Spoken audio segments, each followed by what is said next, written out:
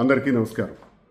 కూటమి ప్రభుత్వం అధికారంలోకి వచ్చిన తర్వాత అచ్చెన్నాయుడు వ్యవసాయ శాఖ మంత్రిగా రైతుల నడ్డి విరగ్గొట్టాడు.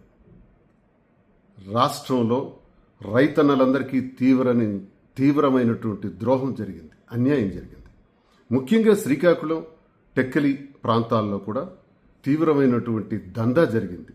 దళారీ వ్యవస్థ యొక్క అకృత్యాలు తీవ్ర రూపం దాల్చాయి. రైతన్నలకు మోసం జరిగింది.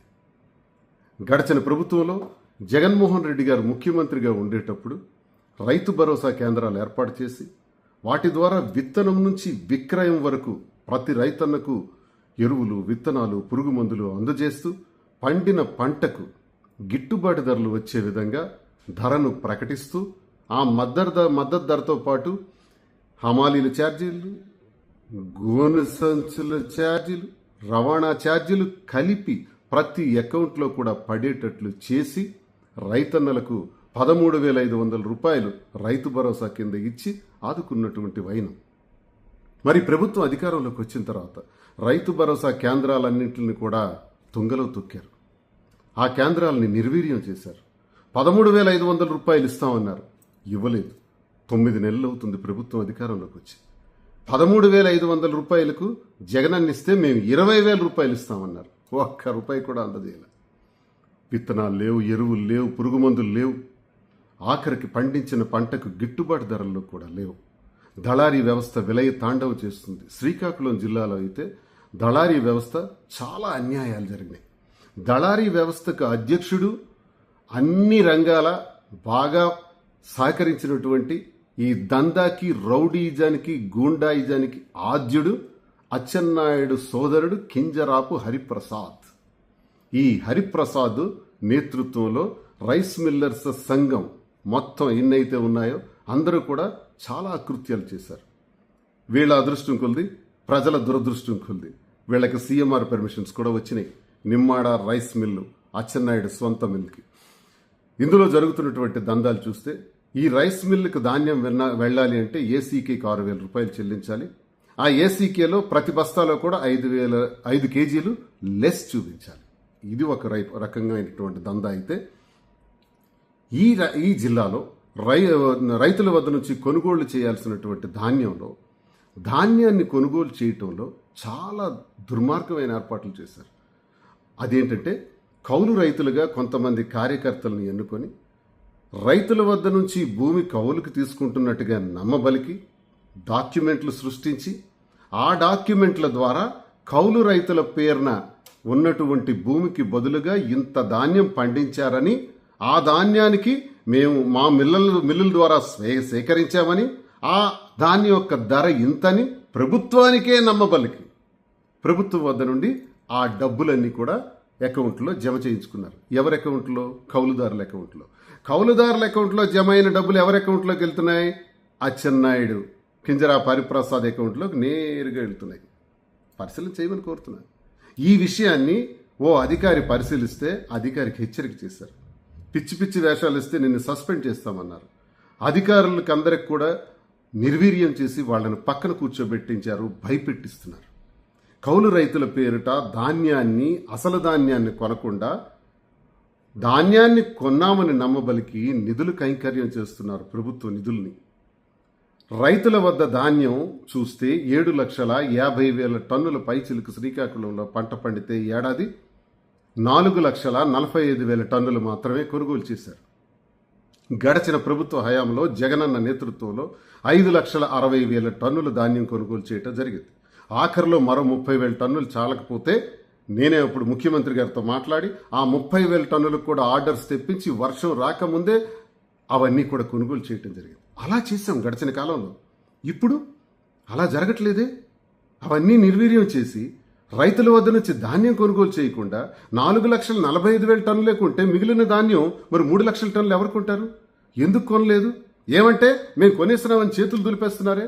దీనికి రీజన్ ఏంటంటే అసలైన ధాన్యం కొనకుండా కౌలు రైతుల వద్ద దగ్గర నుంచి సేకరించి కొన్నామని చెప్పి దొంగ ధాన్యాన్ని కొన్నట్లే చూపించి ఆ డబ్బులు మీరందరూ మీ జేబుల్లో వేసుకున్నటువంటి వైనం. అందుకే రైతులు తీవ్రంగా నష్టపోయినారు. మరి నిజంగా ధాన్యం కొన్నప్పుడు ప్రభుత్వానికి లెవీ రైస్ ఎలా ఇస్తున్నారు? సీఎంఆర్ నుంచి కస్టమైజ్డ్ రైస్ ఎలా వెళ్తుంది? ఆ కస్టమైజ్డ్ రైస్లో ధాన్యం లేదు కదా, ధాన్యం ఆడిస్తే కదా రైస్ ఇవ్వగలం. మరి రైస్ ఎలా ఇస్తున్నారు? అది పీడిఎస్ రైస్.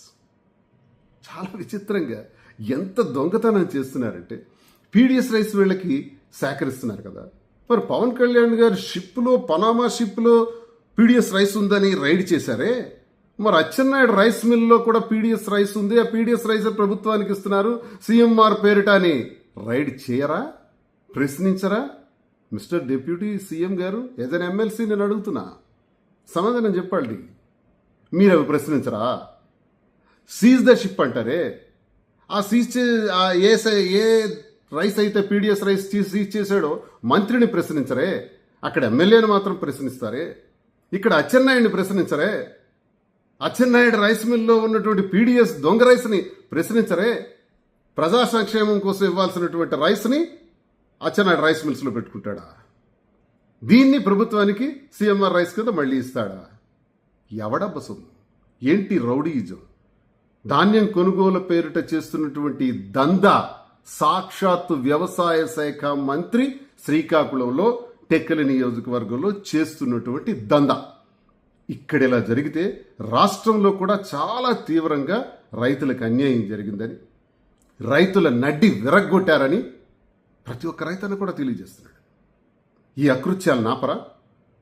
ఇదే జరిగితే తీవ్ర పరిణామాలు ఎదుర్కోక తప్పదని తెలియజేస్తున్నాను. అచ్చెన్నాయుడు, నీవు ఎంత దుర్మార్గంగా రోజుకు 30 లక్షలు వసూలు చేస్తున్నావు. 30 లక్షలు నీ ఖాతాలో ఆ రాత్రి పడందే ఆ దినం నీ గడవదు, ఆ రోజు నువ్వు మేడపైకి మీ ఇంట్లో వెళ్ళవు అని నేనల్లా. ఈనాడు పేపర్లో డిసెంబర్ 30వ తారీఖున 24వ సంవత్సరం ఒక కథనం రాశారు. ఆ కథనంలో అచ్చెన్నాయుడు వసూళ్ల గురించి రాశారు. నేను చెప్పింది కాదు, ఈ పేపర్ మీదే కదా, మీ పేపర్లోనే కదా ఇలా రాశారు. దీనికి ఏ సమాధానం చెప్తావు? మీ ప్రభుత్వం అధికారంలోకి వచ్చి నువ్వు వ్యవసాయ శాఖ మంత్రిగా వెలగబడుతున్నది ఇదా? ప్రజలకు మోసం చేస్తావా? వసూళ్లు చేస్తావా? రోజుకు 30 లక్షలు నీకు కావాలా? కనీసం 20 లక్షలా కావాలి? ఎవడబ్బ సొమ్ము అనుకుంటున్నారా నువ్వు? అంతేకాకుండా రైతులకు మోసం చేస్తావా? ధాన్యం కొనుగోళ్లు చేయరా? దళారీ వ్యవస్థను ప్రోత్సహిస్తావా? దళారీ వ్యవస్థకు అధ్యక్షుడు సొంత నీ అన్నదమ్ముడు కింజరాపు హరిప్రసాద. నీ కూటమి ప్రభుత్వంలో ప్రశ్నించకపోవచ్చు గాక, కానీ దువ్వాడ శ్రీనివాస్ విడిచిపెట్టడు. As an MLC and public representative on behalf of public నా గొంతు అరుస్తుంది, నా గొంతు అడుగుతుంది. దీనికి సమాధానం చెప్పు. చెప్పకపోతే తీవ్ర పరిణామాలు ఎదుర్కోక తప్పదు, ప్రజా ఉద్యమం చేపట్టక తప్పదు. ప్రతి ధాన్యపు గింజ కూడా రైతుల దగ్గర నుంచి సేకరించకపోతే తాట తీస్తామని హెచ్చరిస్తున్నాను. అంతేకాదు, రబీ పంటకు నీరు అందిస్తానని చెప్పి మోసం చేస్తావా? మా ఎకరా భూమికి కొంచెం తడి దొరికితే చాలని ఎదురు చూస్తున్న రైతన్నకి అన్యాయం చేస్తావా? ఇదే రబీ సీజన్లో ఇవ్వటానికి అవకాశం లేకపోయినా మా ప్రభుత్వ హయాంలో ప్రతి ఎకరాకి నీరు అందించామే. ఎన్ని కష్టాలు పడినా నీరు అందించే ప్రయత్నాలు చేశామే. ఖరీఫ్కి ఎలా ఇచ్చాము, రబీకి కూడా అలాగే ఇచ్చాం కదా. ఇప్పుడు రబీ సీజన్లో రైతు ఇబ్బంది పడుతుంటే నువ్వు చూస్తూ డబ్బులు వసూలు చేసుకునే కాలం గడుపుతావా? తమాషా చేస్తున్నారా? ఇవి రెక్టిఫై చేసుకోవాలని కోరుతున్నాను.